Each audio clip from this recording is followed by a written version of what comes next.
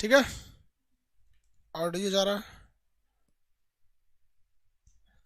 देखिए, इससे पहले के क्लास में हम आपको अंतरिम बजट और आम बजट बता दिए थे, लेखानुदान भी बता दिए थे, बजट भी बता दिए थे। बजट क्या चीज है? आर्टिकल 1 एक बार दोबारा फटाफट रिवाइज कीजिए। आर्टिकल 112 में किस चीज की चर्चा है?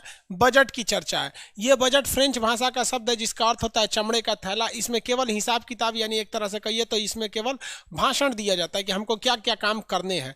इसके बाद आता है आपका प्राकलन। इसको प्राकलन को हम आकलन भी कहते हैं, इसे हम लोग एस्टिमेट कहते हैं। इसमें बताया जाता है कि कितने खर्च आएगा, यानी इसमें पैसे बताए जाते हैं, कितना पैसा आएगा, ये पैसा निकलेगा कि नहीं, इसके लिए हमें क्या लाना पड़ता है? विनियोग लाना पड़ता है, विनियोग विधेयक।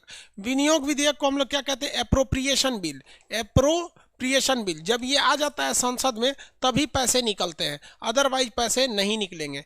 जब कभी भी विनियोग विधेयक द्वारा दिया गया पैसा घट जाता है तो सप्लीमेंट्री ले आना पड़ता है, अतिरिक्त अनुदान लाना पड़ता है, अतिरिक्त अनुदान, तो भी काम पैसा होगा, निकलेगा। यानी इससे हमको क्या निकालना है? एक्स्ट्रा पैसे निकालना है। अगर आपको एक्स्ट्रा मनी चाहिए तो इसके लिए कोई भी सरकारी काम अटक जाता है, क्योंकि विनियोग विधेयक में जितना पैसा दिया गया है महंगाई के कारण वो पैसे बढ़ जाते हैं। 17 में क्या है? वित्त विधेयक है। वित्त विधेयक और धन विधेयक में हम आपको अंतर बता दिए थे।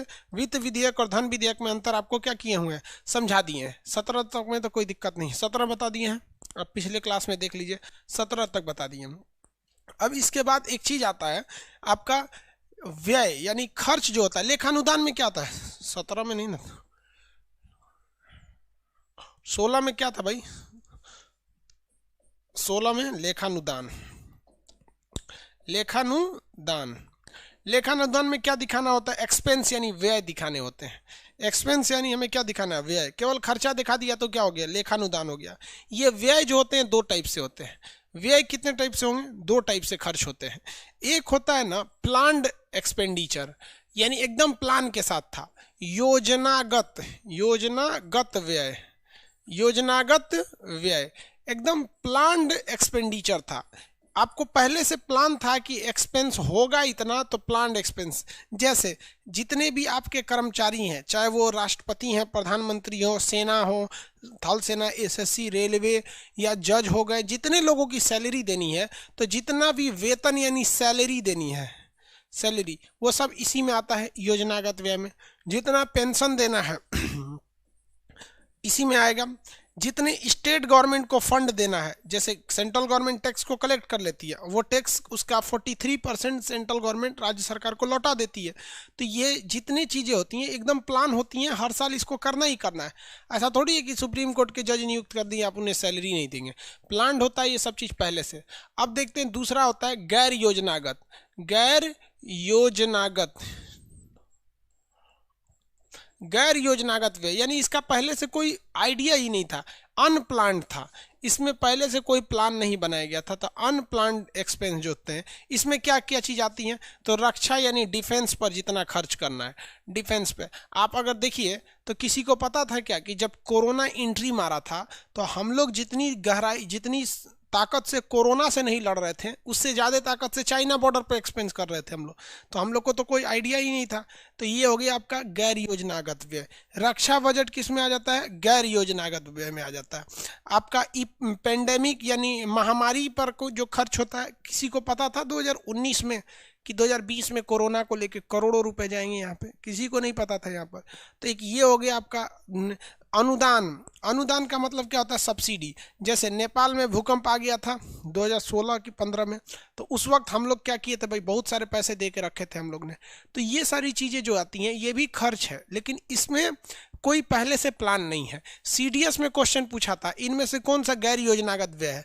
ये था ऑप्शन बी नंबर पे, रक्षा व्यय। कौन सा? रक्षा व्यय।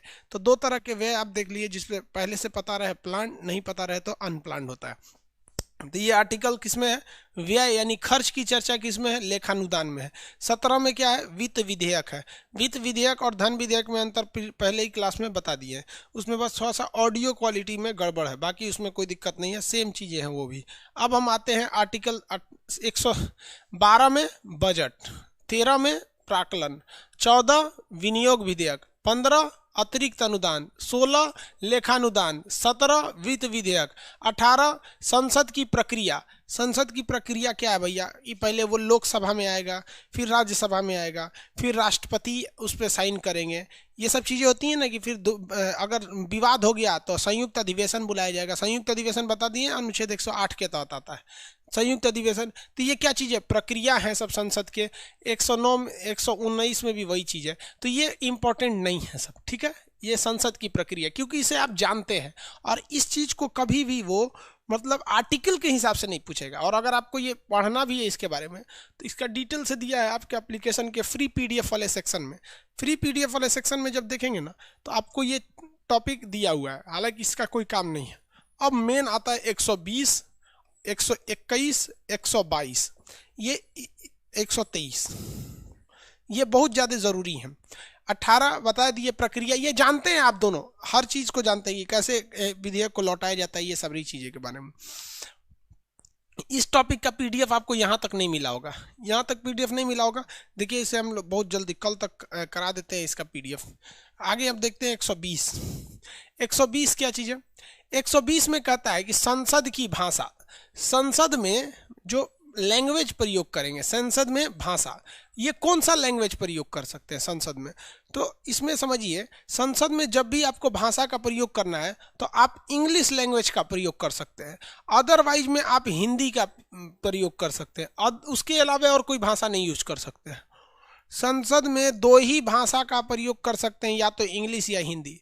लेकिन अगर आप न हिंदी बोलने में सक्षम हैं और ना ही आपको अंग्रेजी आती है तो आप अपने रीजनल लैंग्वेज को बोल सकते हैं। किस में बोल सकते हैं? रीजनल लैंग्वेज में बोल सकते हैं, लेकिन ये आपका अधिकार नहीं होगा। कैसे? यहाँ देखिए ध्यान से, ये पार्लियामेंट है, संसद भवन। एक ओर में है आपका लोकसभा, दूसरी ओर है राज्यसभा। राज्यसभा में 245, राज्यसभा लोकसभा में 545। अब आप बताइए भैया कि राज्यसभा की बैठक को कौन हैंडल करता है? इसे हैंडल करते हैं चेयरमैन। चेयरमैन आपको पढ़ा चुके हैं, चेयरमैन यानी सभापति। राज्यसभा के कौन करते हैं? सभापति करते हैं। और लोकसभा की कौन हैंडलिंग करते हैं? तो इन्हें हैंडल करते हैं स्पीकर करते हैं। इन्हें क्या कहते हैं? स्पीकर। इन्हें कहते हैं अध्यक्ष। अध्यक्ष। अब देखिए इस 545 में और ये 245 में सबको बोलना है इंग्लिश या तो हिंदी। लेकिन अगर किसी को ये दोनों भाषा में से नहीं आती है और वो चाहता है कि हम बंगाली बोले, तो अगर वो राज्यसभा में बोलना चाहता है तो उसे चेयरमैन से पूछना पड़ेगा कि सर हम बंगाली जानते हैं, हिंदी और अंग्रेजी नहीं जानते हैं, प्लीज़ हमको परमिशन दीजिए ताकि बोले। ये परमिशन देंगे तभी बोल सकते हैं, नहीं तो शांति से बैठ जाइए, किसी से ट्रांसलेट करा के लाइएगा, बोल दीजिएगा, अदरवाइज नहीं बोल सकते। इसलिए देखिएगा ना, इंग्लिश लेके पढ़ते रहता है सब। अगर मान लीजिए कोई आ रहा है यहाँ पर लोकसभा में और उसको हिंदी और इंग्लिश नहीं आती है, वो कह रहा है कि भैया हम तो गुजराती में बात करेंगे या फिर पंजाबी में बात करेंगे, पंजाबी समझ में आ रहा है ना, पंजाबी भाषा में बात करेंगे, तब उसके लिए क्या है कि उसे भी परमिशन लेना पड़ेगा। अगर लोकसभा में है तो चेयरमैन से, राज्यसभा में है तो चेयरमैन, और लोकसभा में है तो स्पीकर से। जब ये परमिशन ग्रांट करेंगे तभी वो बोलेंगे, अदरवाइज वो नहीं बोलेंगे। समझ में आ गया? और अध्यक्ष का तो पावर पता ही है आपको, पढ़ा दिए हैं। अगर ये इनका बात उत नहीं मानेंगे ना तो फेंकवा देंगे, कमांडो बुला कर फेंक रहे, बहुत चिल्ला रहा है, चेयरमैन भी फेंकवा देगा यहाँ पर। तो ये आपको 2 तरह की भाषा का प्रयोग किया जाता है, किसी को कोई डाउट नहीं है। बाकी लोग, कुछ लोग जैसे नॉर्थ वगैरह में है लोग, उन लोग को हिंदी उतना अच्छा से नहीं आती है, साउथ में भी हिंदी उतना अच्छा से प्रचलन में नहीं है। आ गया? किसी को कोई दिक्कत नहीं?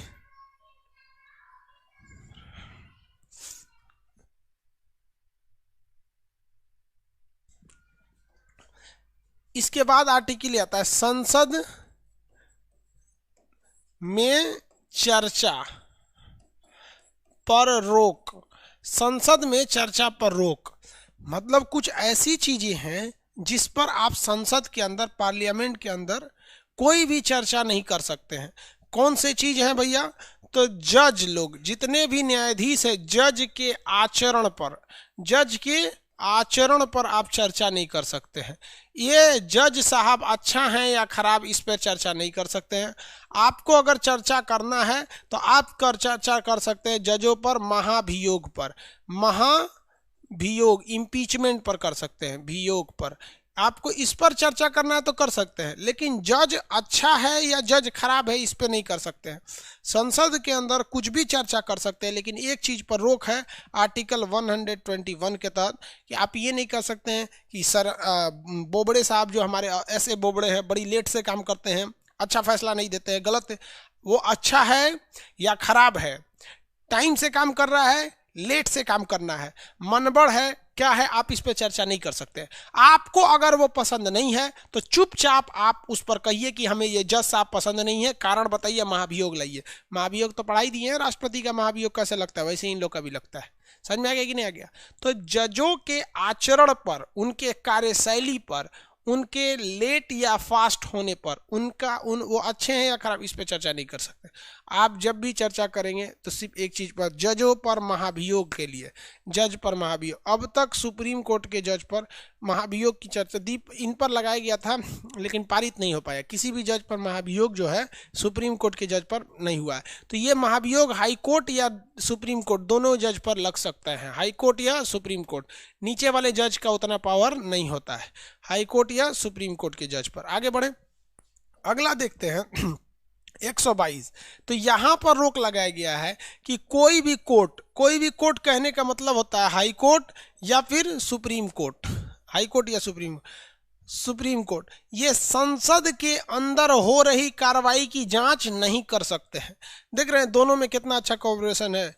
ये संसद में इस बात की चर्चा नहीं होगी कि सुप्रीम कोर्ट के अंदर वह क्या कर रहा है सब। तो अगला अनुच्छेद में कह रहा है कि सुप्रीम कोर्ट के अंदर ही चर्चा नहीं होगी कि संसदवा में क्या कर रहा है सब। तो योकरा में मत झांक, योकरा में मत झांक। देख रहे हैं कितना अच्छा सेटिंग किया है सब।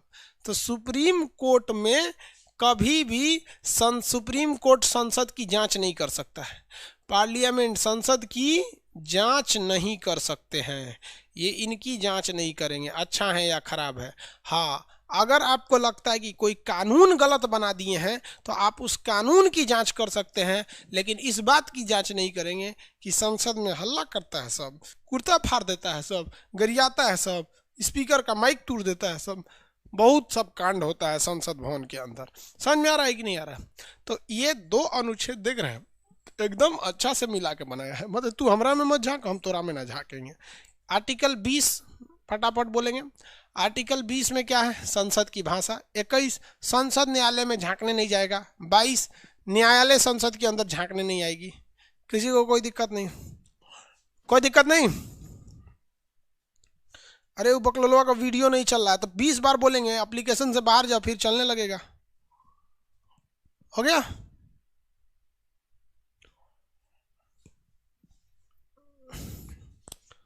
आगे देखें।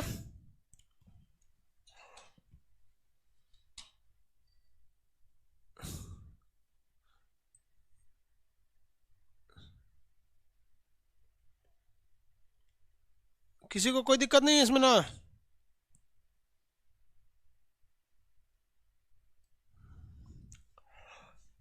अगला आर्टिकल आता है 123। आर्टिकल 123 ये बहुत बड़का आर्टिकल है। इसको कहा जाता है राष्ट्रपति का ऑर्डिनेंस, अध्यादेश। अध्यादेश किसका अध्यादेश? तो राष्ट्रपति का अध्यादेश। राष्ट्रपति का अध्यादेश इसे कहते हैं ऑर्डिनेंस। ऑर्डिनेंस अध्यादेश। अब ये कौन जारी करते हैं अध्यादेश? तो भाई साहब राष्ट्रपति जारी करते हैं। अध्यादेश जारी करने का अधिकार किसको है? राष्ट्रपति साहब को है। राष्ट्रपति साहब को अधिकार है कि वो अध्यादेश को जारी कर सकते हैं। अध्यादेश को क्या कर सकते हैं? जारी कर सकते हैं। अगला देखते हैं हम लोग, फटाफट देखिए। अध्यादेश, ये अध्यादेश जारी कब किया जाता है? तो इसके लिए शर्त है कि ये जारी करेंगे राष्ट्रपति। अध्यादेश जारी करेंगे राष्ट्रपति। तो इसमें 2-3 शर्तें याद रखिएगा, पूछेगा कि कब जारी किया जाता है। तो इमरजेंसी पीरियड में, जब कभी भी इमरजेंसी या आपात जरूरत हो। मतलब आप समझते हैं आपात या फिर सीरियस मैटर हो कि कानून बनाना है। दूसरा मैटर, सलाह किससे लेंगे? आप बताइए। सलाह लेंगे मंत्रिमंडल से, मंत्रिमंडल के सलाह पर, मंत्रिमंडल के सलाह पर ये लाएंगे। तीसरा क्या चीज होता है भैया इसमें? कब लाएंगे? जब संसद का कोई भी सत्र नहीं हो, सत्र नहीं हो, सत्र नहीं हो। देखिए कैसे हमारे देश में कहा गया है कि संसद के 3 सत्र होते हैं। आपको बढ़ा दिए संसद के सत्र। पहला सत्र बताइए तो संसद का सत्र, संसद का पहले सत्र का नाम बताइए फटाफट। तीनों सत्र के नाम लिखिए, संसद के तीनों सत्र के नाम बताइए।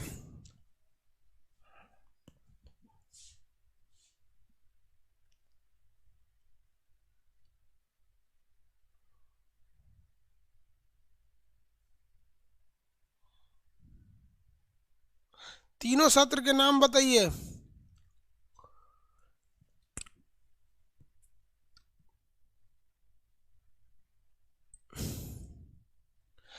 बजट सत्र, मानसून सत्र, शीतकालीन सत्र। तीनों का नाम लिखने के लिए बोल रहे थे, एक एक तो लिखता है सर। पहला कौन सा सत्र होता है? बजट सत्र। दूसरा होता है मानसून सत्र। तीसरा होता है शीतकालीन सत्र। बजट सत्र बोलेंगे, बजट सत्र कब से चलेगा? फरवरी से मई, फरवरी से मई। मानसून सत्र जुलाई से अगस्त। शीतकालीन सत्र नवंबर से दिसंबर, नवंबर से दिसंबर चलता है।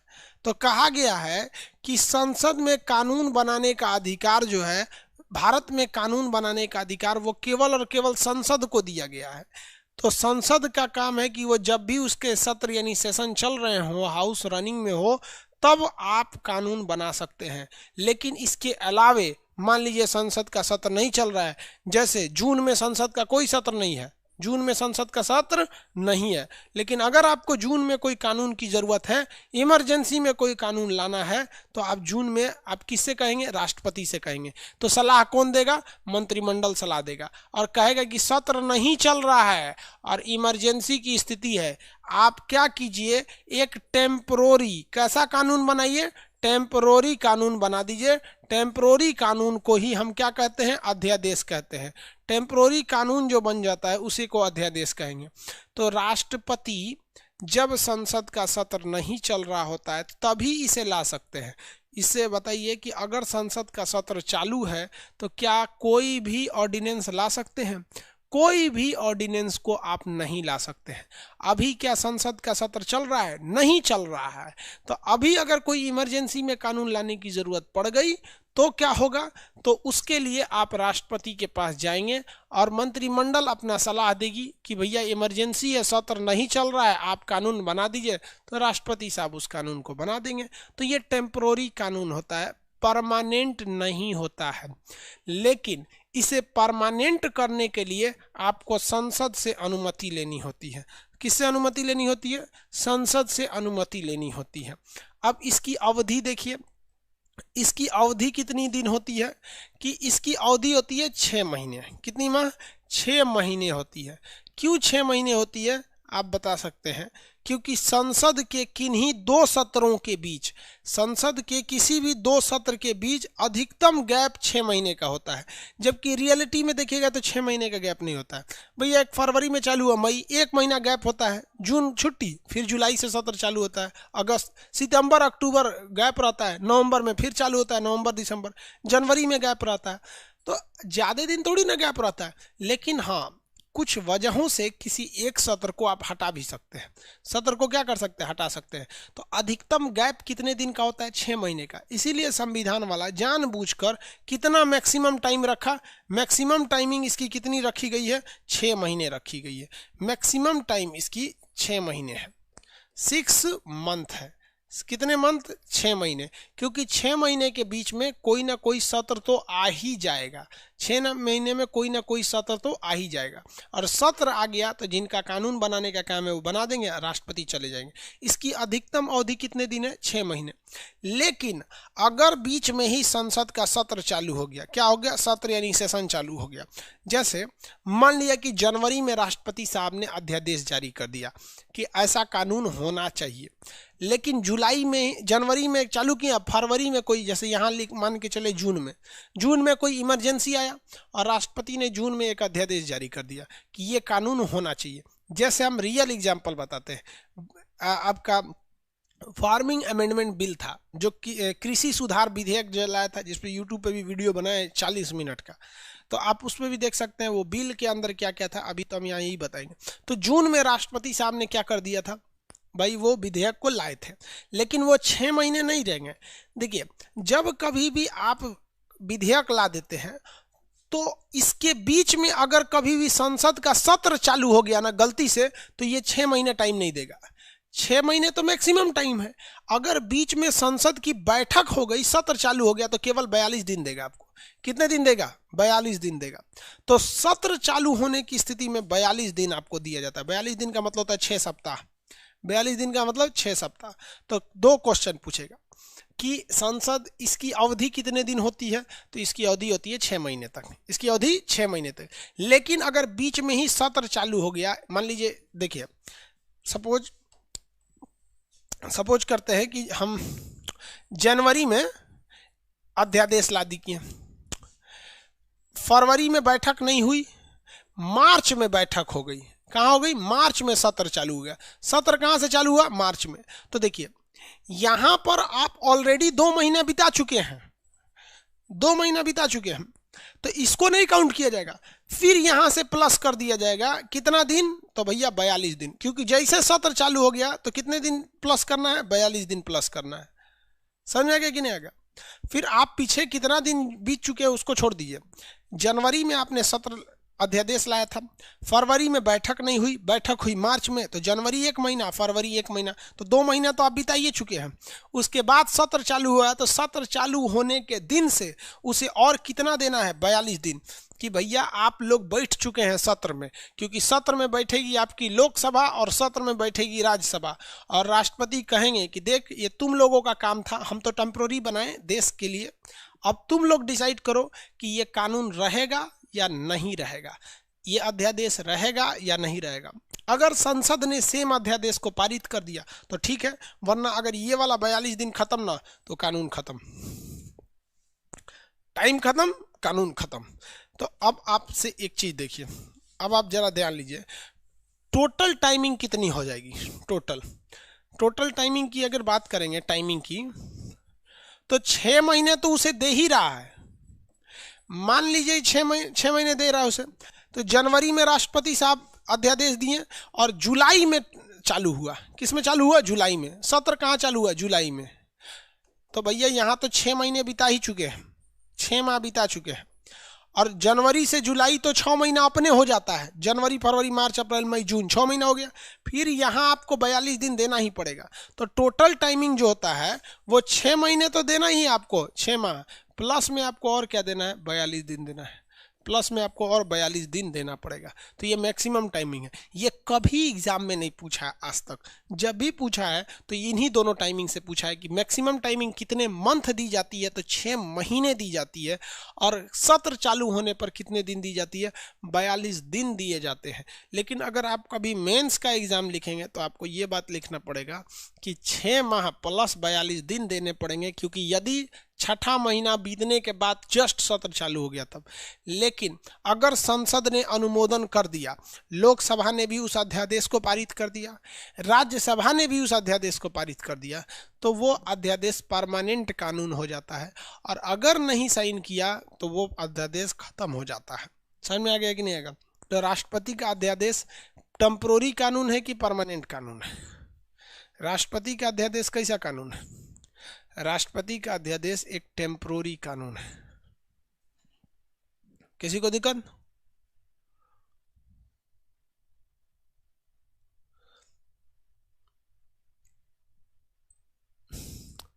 अमित कुमार बोल रहे हैं सर 5 महीना चल चुका है और उसके बाद देंगे तब क्या होगा? अरे भैया अभी ना बताए थे यहाँ पर, कौन सी बताए थे? अभी एग्जाम्पल लिए थे ना जनवरी फरवरी में का, पीछे कितना चल गया उससे मतलब नहीं है। आप जैसे सत्र चालू होगा उसे 42 दिन देंगे।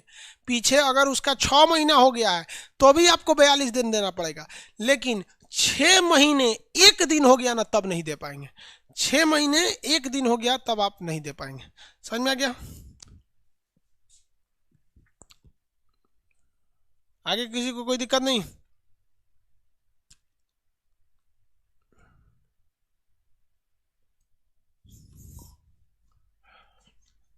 मिटा दे इसे।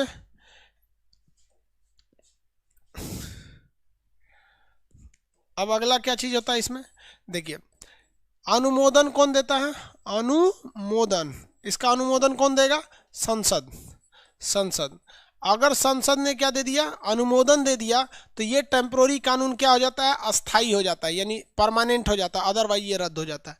कहेगा कि कितनी बार ला सकते हैं, कितना ला सकते हैं, कितनी बार एक राष्ट्रपति अध्यादेश ला सकते हैं, इसकी कोई लिमिट नहीं है, अनलिमिटेड दे सकते हैं। वापस कब ले सकते हैं, कितने दिन में वापस ले सकते हैं, तो इसके लिए कोई टाइम नहीं है, जब चाहे तब। राष्ट्रपति अध्यादेश जारी कर दिए, मैक्सिमम की टाइमिंग है कि 6 महीने जाएगा, लेकिन मिनिमम की टाइमिंग नहीं है। राष्ट्रपति को लगेगा ना फालतू बात बोल दिए, वापस ले लो, तो वापस ले सकते हैं। तो वापस के लिए कोई टाइम बाउंडेशन नहीं है, जब मन चाहे तब ला सकते हैं।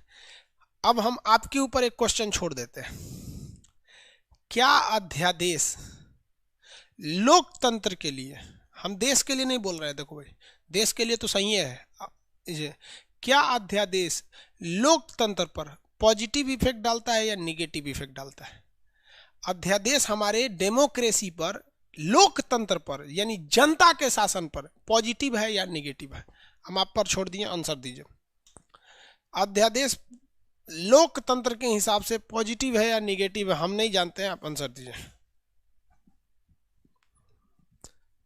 कुछ लोग कह रहे हैं पॉजिटिव, कुछ लोग कह रहे हैं निगेटिव। ज्यादा तो लोग का कहना है कि निगेटिव है, कुछ लोग का कहना है पॉजिटिव है। निगेटिव बोल दिया सर सब, बाप रे।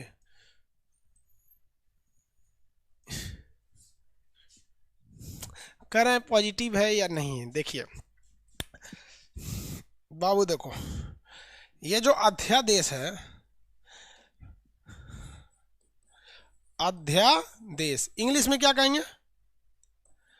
ऑर्डिनेंस कहेंगे। ये दो चीजों को मायने रखिए।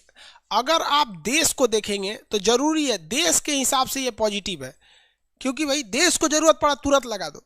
लेकिन जब आप लोकतंत्र की बात करते हैं तो लोकतंत्र में सबसे ज्यादा ध्यान देखा जाता है, लोकतंत्र में, लोकतंत्र की बात करेंगे तो इसमें पब्लिक का ध्यान दिया जाता है। हम चुने थे राष्ट्रपति को? नहीं ना चुने थे। देश का कौन आदमी राष्ट्रपति को चुना था? नहीं चुना था। तो फिर हमारे ऊपर वो नियम थोपने वाला है कौन सा? ये मुगलों का राज चल रहा है क्या, कि अकबर ने बोल दिया जजिया कर, बाबर ने बोल दिया ये कर, मोहम्मद बिन तुगलक आया बोल दिया कि तांबा का सिक्का? राजा का शासन चल रहा है यहाँ पर, हमारा अपना शासन है। तुमने हमें वोट नहीं दिया तो तुम्हारा बात सुनने वाले हम कुछ नहीं होते हैं यहाँ पर। तो लोकतंत्र का मतलब होता है पब्लिक का शासन। हमसे नहीं पूछा था तुमने, तो हमारे लिए ये निगेटिव है, हमारे लिए ये क्या है? निगेटिव है। तो देखिए देश और पब्लिक दोनों अलग अलग चीज आती हैं। देश के लिए सोचेंगे तो कभी कभी पब्लिक के लिए घाटा हो जाता है। देश के लिए तो अच्छा है कि टैक्स ज्यादा ले लो, देश के पास पैसा आएगा, पब्लिक के पास घाटा हो जाएगा। तो दोनों चीजें यहाँ पर लोकतंत्र के लिए खतरा है और रियलिटी में खतरा है, और इसका मिसयूज भी होता है। मिसयूज क्या होता है हम आपको दिखाते हैं। मिसयूज देखिए, अध्यादेश समझ में आ गया ना, लोकतंत्र के लिए खतरा है, लोकतंत्र के लिए सही नहीं है ये अध्यादेश। बार बार लेके आएंगे कोई, अब क्यों खतरा है? सोचो कितनी बार लाएगा कोई ठीक है नहीं है। पता चला मोदी जी बार बार कहेंगे ये लाइए, वो भी लाइए, वो भी लाइए, कह देंगे हम थोड़ा लाए, राष्ट्रपति लाए हैं। राष्ट्रपति कुछ बोलबे नहीं करता है। इसका मिसयूज दिखाते हैं हम आपको कैसे हो सकता है। भारत में 3 सत्र चलते हैं। बजट सत्र फरवरी से चालू होता है, मैक्सिमम जाता है ये मई तक, मार्च खत्म हो जाता है। दूसरा सत्र होता है मानसून। मानसून कब शुरू होगा भैया? जुलाई में, खत्म हो जाएगा अगस्त में। खत्म कब हो जाएगा? अगस्त में। तीसरा शीतकालीन, शीतकालीन सर नवंबर से शुरू होगा, दिसंबर में खत्म हो जाएगा। दिसंबर में। अब हम आपको बोलते हैं सजुरा एगो अध्यादेश आ गया, ये खाली टाइम है। अध्यादेश जब भी आएगा कब आता है? खाली टाइम में। तो ये खाली टाइम था, 5 जून को एक अध्यादेश आया राष्ट्रपति रामनाथ कोविंद ने कृषि विधेयक पर। कृषि विधेयक, किस विधेयक पर? कृषि विधेयक पर, कि कृषि में सुधार लाएंगे। हम आपसे पूछते हैं कि ये कृषि विधेयक को जो ये राष्ट्रपति साहब जून में अध्यादेश दे दिए हैं, इतनी सा रुक जाते 1 महीना जुलाई में, तो क्या चीज किसान मर जाता?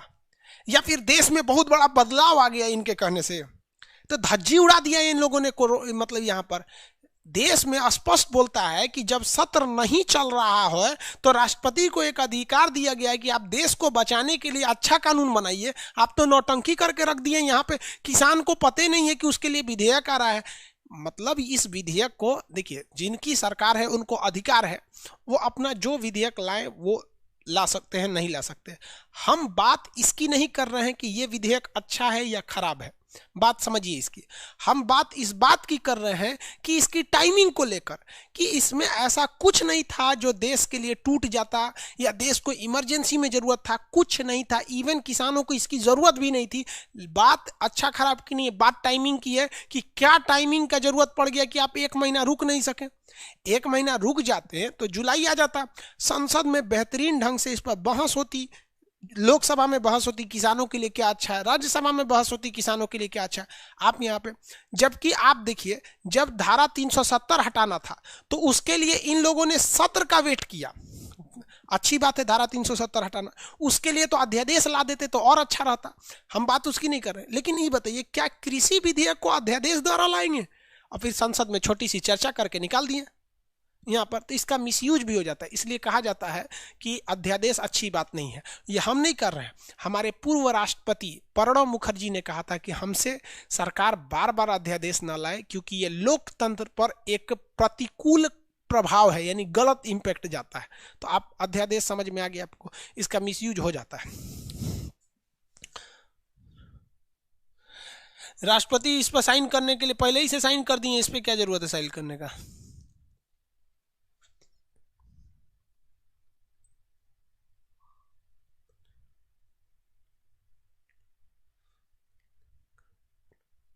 प्रिंस गुप्ता क्या कर रहे हैं? दलाली कराएंगे, करवाएंगे? बोलो क्या दलाली करवाओगे भाई? जा तो ब्लॉक हो गया।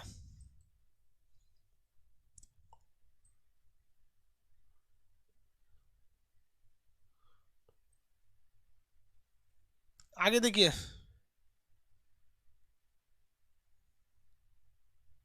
आगे बढ़े, किसी को कोई दिक्कत नहीं है। देखिए, अच्छा कानून खराब कानून का मतलब नहीं है। दुनिया में एक चीज ध्यान से रख लो, कोई भी सरकार आएगी किसान के बारे में सोच ही नहीं सकती। कोई भी सरकार रहे, किसान के लिए सिंपल सी बात है, किसान को कुछ नहीं चाहिए। किसान को बस ये चाहिए कि जिस तरह से पार्ले जी बिस्किट 5 रुपया का है, तो किसी के माई बाप में इतना दम नहीं है, पूरे देश में किसी की इतने दम नहीं है कि उस बिस्कुटवा को 5 रुपया से नीचे खरीद के दिखा दे।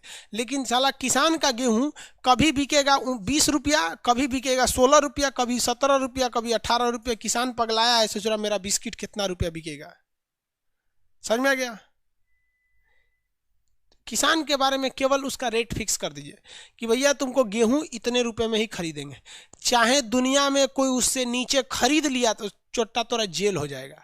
बस, अब चाहे वो आड़ती खरीदे, दलाल खरीदे, कोई खरीदे, इससे नीचे आप नहीं खरीद सकते। बस यही नियम होता है। आगे देखते हैं। ये हो गया आपका विधेयक, कानून वगैरह सब समझ में आ गया आपको?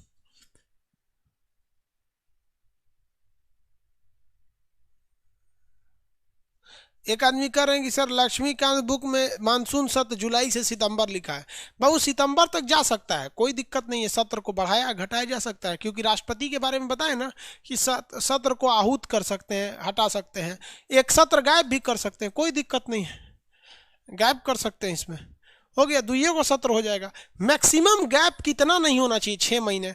अब आप देखिए 6 महीने गैप नहीं होना चाहिए। कब खत्म हुआ है? मई, 6 महीने जोड़िए, जून, जुलाई, अगस्त, सितंबर, अक्टूबर, 5 महीना। अच्छा, 6 महीने नवंबर में चालू हो जाएगा, कोई दिक्कत नहीं है। यहाँ पर कंसेप्ट से समझिए, किस बुक में क्या लिख दिया है, बुक के हिसाब से चलेंगे आप। ये देखिए कोई गलत है क्या इसमें? हम एगो 17 गायब कर दिए, कोई दिक्कत नहीं है, नहीं हो सकता है। दो बस 6 महीने का गैप नहीं होना चाहिए। तो जब 6 महीने का मैक्सिमम गैप दिया है तो 12 महीने के साल होता है, 6 महीना गैप कर दीजिए तो दुइये को ना 17 बचेगा। अध्यादेश कंप्लीट हो गया। अब आगे सुप्रीम कोर्ट के पे चला जाए, किसी को दिक्कत? अरे भाई बोलिए, सुप्रीम कोर्ट में बढ़ा जाए।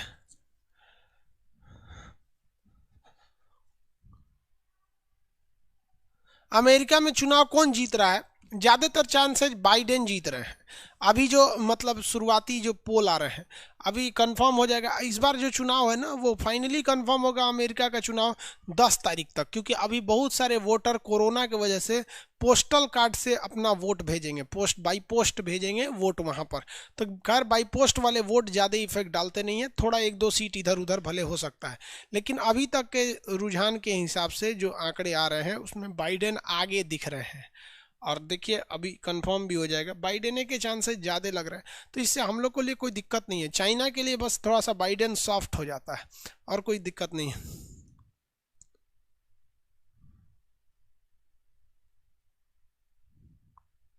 हो गया।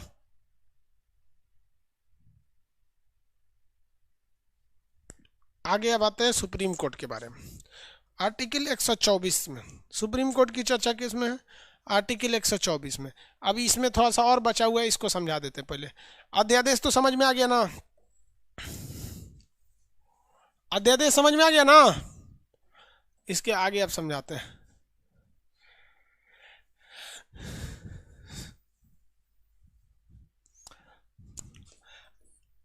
राष्ट्रपति का अध्यादेश, राष्ट्रपति का अध्यादेश, अध्यादेश ये कैसा कानून होता है? टेम्पोररी कानून होता है। इसकी चर्चा कहाँ है? और जो काम देश के लिए राष्ट्रपति करता है वही काम राज्य के लिए कौन करता है? राज्यपाल। तो राज्यपाल का अध्यादेश, अब ये भी आएगा आपका राज्यपाल का अध्यादेश। राज्यपाल के अध्यादेश में देखेंगे, राष्ट्रपति का अध्यादेश 123 में है, तो राज्यपाल का अध्यादेश के लिए ना इसमें से एक को निकाल के बीचवा में घुसेड़ दीजिए, बस 223 हो गया। इस एक को घुसेड़ दीजिए, इसमें काम हो गया। बस एक को लाइए अंदर कर दीजिए, ये किसका हो गया? राज्यपाल का अध्यादेश हो गया।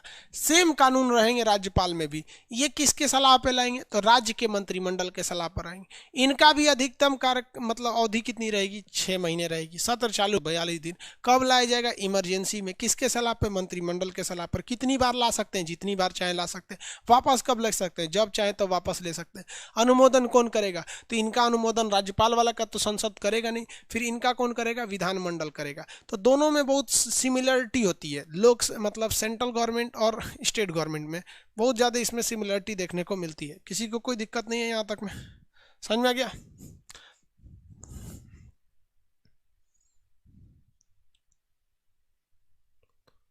हो गया हो? चलिए अब इसके बाद है सुप्रीम कोर्ट। सुप्रीम कोर्ट की चर्चा 124 से स्टार्ट होती है और 146-47 तक जाता है। इसमें आपका सुप्रीम कोर्ट है, फेडरल कोर्ट है, क्या क्या नियम कानून है ये सब इसमें आ जाते हैं, सब कोर्ट वगैरह में। Supreme court, but supreme court का आएगा किस में चर्चा है? तो 124 में है सुप्रीम कोर्ट। सुप्रीम कोर्ट के जगह पे हम हमेशा लिखेंगे SC, तो आप समझिएगा सुप्रीम कोर्ट। और इसमें जो मेन जज होता है उसको हम लिखेंगे chief justice of India, CJI। तो आप समझिएगा हम किसकी बात कर रहे हैं। जब हम HC लिखे तो समझिएगा हाई कोर्ट है, जब हम DC लिखे तो समझिएगा डिस्ट्रिक्ट कोर्ट है। ये क्या चीज़ है? Chief justice of India. अभी भारत में chief justice of India sir Arvind Bobde यानी SA बोबड़े साहब है। तो इन सब लोग की चर्चा किसमें? आर्टिकल 124 में है सुप्रीम कोर्ट में चर्चा। सुप्रीम कोर्ट का संगठन कैसे होता है, इसमें जज कैसे बनते हैं, क्या योग्यता बनती है, ये सारी टॉपिक यहाँ आती है सुप्रीम कोर्ट में। 147 और उसका 148 से लेकर 151 ये आ जाता है आपका CAG, comptroller and auditor general. अब आप जरा याद कीजिए, आपका आर्टिकल भाग 5 कहाँ से कहाँ तक था? अनुच्छेद 51 से लेकर अनुच्छेद 52 से 51 से नहीं, अनुच्छेद 52 से लेकर 151 तक था। आप कहाँ तक पहुँच चुके हैं? 24 तक पहुँच रहे हैं। यहाँ जैसे पहुँच जाएंगे CAG, भाग 5 खत्म हो जाता है। तो संविधान का रीढ़ है भाग 5। भाग 5 समझ में, यहाँ तक समझ में आ गया। अब इसको नेक्स्ट क्लास में हम आपको कोर्ट की प्रक्रिया बताएंगे, क्योंकि इसका कंसेप्ट ही टोटल अलग हो जाता है, तो एक दिन इसके लिए चाहिए होता है सुप्रीम कोर्ट के लिए। हालांकि 2-3 दिन का टॉपिक है, आगे के क्लास कल करेंगे। PDF कल प्रोवाइड कर देना चाहिए। देखिए